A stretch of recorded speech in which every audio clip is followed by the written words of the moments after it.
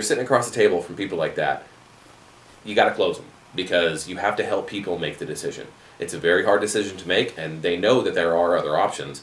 That's why I got into what else would you do if you didn't do this deal with us. He's like, I think I could probably, sell it, I could probably get 30 for it. And you said it, you're like, that's kind of retail.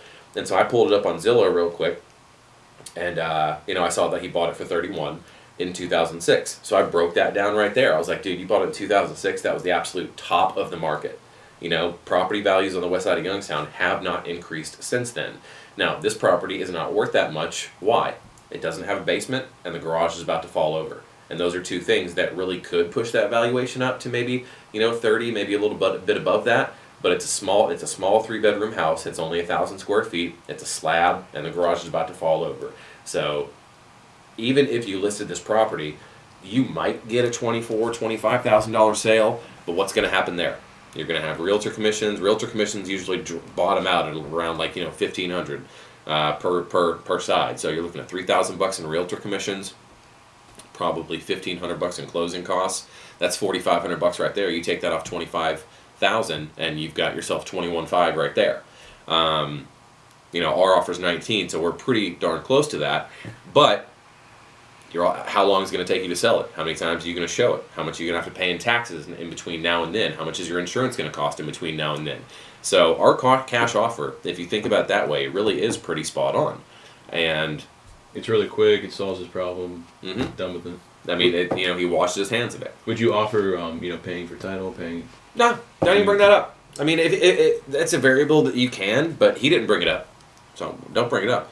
There's certain things that you should never bring up unless the deal's just about to be done. They're like, I call them, I don't know, maybe like back pocket variables. I like variables because variables are the things that you can change in a deal. So you can change the purchase price. You can change the, if you're doing seller financing, the interest. You can change the term of the deal. You can change the closing costs, things like that. But if they don't bring him up, man, just keep him focused on your number. Try to close that number. And if he's just going to walk away and it ain't going to happen, and you don't have an answer by, Sunday night at 7 o'clock, which is the deadline that we gave him, hit him back up on Monday. Be like, Daryl, so where are you at, man? And he obviously didn't care enough to, accept the offer and to be like, what, all right, I can pay your closing costs. I mean, that's about really all I can do. I'm really at my max, amount that I can pay here. But if not, I think we just need to probably call this a day. Yeah, because I told him I need a little room for my, for a little profit for myself, for rehab costs. He didn't come back with a number. He just said, "Oh, no, well, good." that's a great way to negotiate, because, you can indifferent. You can negotiate in a lot of different ways, and just because you say $10 and I say $1, or yeah, so let's say you say $10 and I go, is that the best you can do? I can probably do 8. 8? Now it's your turn again. As long as you're saying something, that's a negotiation. Like, the ball is now back in your court. Right. So, like, just human nature tells you it's now your turn to talk.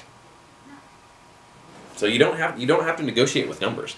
And you did automatically pop out with your highest and best. I probably would have, like, since you started at 14, I probably would have been like, and don't say 19, 20. Because I never said 20. I stuck at 19. That's true. So just pick one number and stick with it. 19 is a very good. Oh man, if he accepts it, that's a good number. Well, you said 19, 20, but I just drilled it in that we're at 19. I was like, 19 is a good offer. Yeah. So just stick with one number. No, you did good. You did fine. All that, like, the only reason I talk the way I talk is because it all comes with confidence.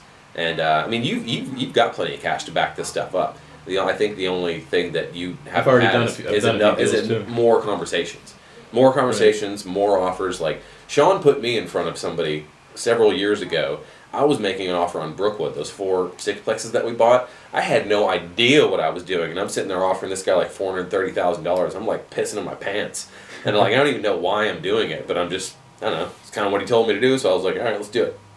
And it was like, after you just make a few offers, you can just speak confidently about your business, because I think that 19 is a fantastic offer on that house. I mean, it's not mind-blowing. Okay, it's not fantastic. It's fair. It's fair. I mean, a lady paid $40 for one on Brockway, and I got it for $14. I mean, I know these people are going to go down. It just takes a little bit of time. It took like a week. So I think he'll either come back with another number or I feel like he wants it cash. I don't think he wants to do the seller finance. He was asking a lot of questions, but I was having trouble gauging him. I was. It's the Navy in him, I guess, man. Okay, so he's indifferent about the cash offer, so then you kind of went into the seller finance. How did you kind of talk to him about that? Well, he wasn't excited about the cash offer, and so I just felt like that was the time to bring up seller financing. I was like, you know what, there is another option where we can get you more money. And what did he do? Ooh, what? And I was like, you already brought it up. You said you've already done a rent-to-own deal. And so landlords talk that talk, man. They understand. They like monthly cash flow. And whenever you're pitching a seller financing deal to a landlord, pitch it. Okay, he's selling because he's tired of it. He straight up said that. He's like, yeah, I'm ready to get out the game. He's like, I'm kind of tired of it. Meanwhile, we want to do different things. Now, he wouldn't tell us what that other thing was. Maybe there was something, maybe there wasn't. But gosh. But you kind of told him he's going to lose his headache of being. The headaches, yeah. So I'd say that house would probably rent for maybe like $650, depending on what we got in there. So, what I like to tell people is, we can make you a monthly payment, and that payment is coming from a company. You're not dealing with your friend that you did a land contract on that's been in there for 2 months that you're nervous is going to pay on the first every month. You're dealing with a company. I've got 10 other checks that I write to 10 other people that I've done seller financing with, and knock on wood, we've never done anything here. I think I knocked on wood way too much on that in that deal that we did, but I don't think it really mattered. You're getting a check from a company, whether or not that house is rented every month or not, and you are not paying taxes, you're not paying insurance, you're not fixing the toilets, you're not taking phone calls from the tenants, and all you're doing is waiting to get your check for whatever amount of years that we structure this. Let's say we write this for 4 years. 4 years, you're getting a check for $350, and that's it. That never stops, it never changes until the day that this deal is done. So that speaks volumes to landlords because he's selling because he's tired of it. He's dealing with professionals now. People that know what they're doing, they know how to rehab, they know how to rent properties, and they know what to do. We have systems in place. Sell your business. I don't care. Don't use like our company's name or anything, but use the credibility that you understand that that we have. Leverage other people's credibility. Don't lie, but say things like we're a business. This is what we do. We've done this with other people. And it's getting your check on the 1st. Actually, I pay all my owners on the 10th because I want that rent to come in because I'm going to make you that rent payment. I'm going to make you that payment out of that rent. Even if it don't come in, I go to my own bank account and I pay you anyway because it's still my house. Right. So you're saying he just has the note of the house now. He doesn't.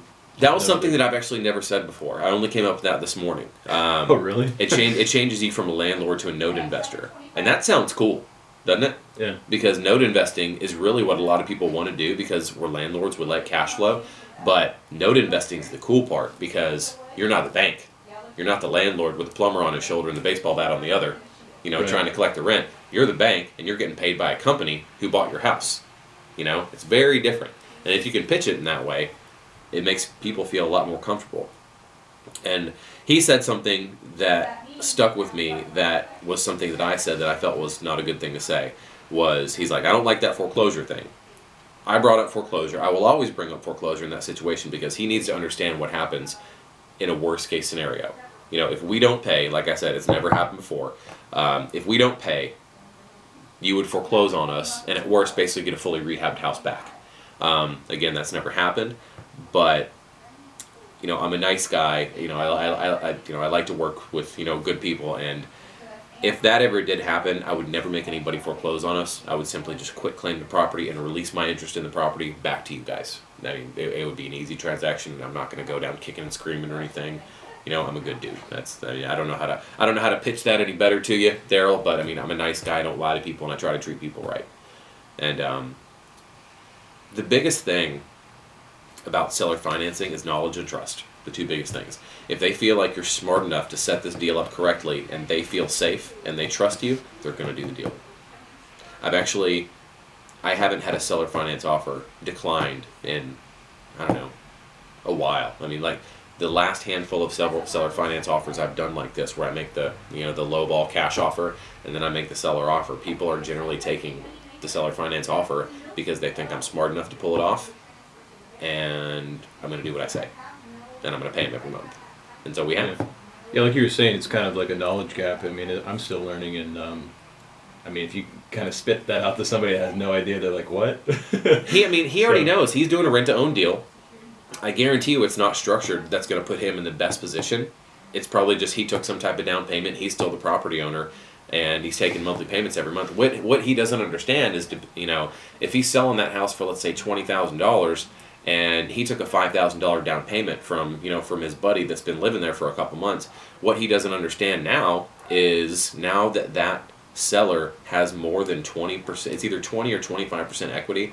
Once that seller has that much equity in the house, unless you structure it correctly, he's going to have to foreclose on him to get him out. And that could take a year in Ohio.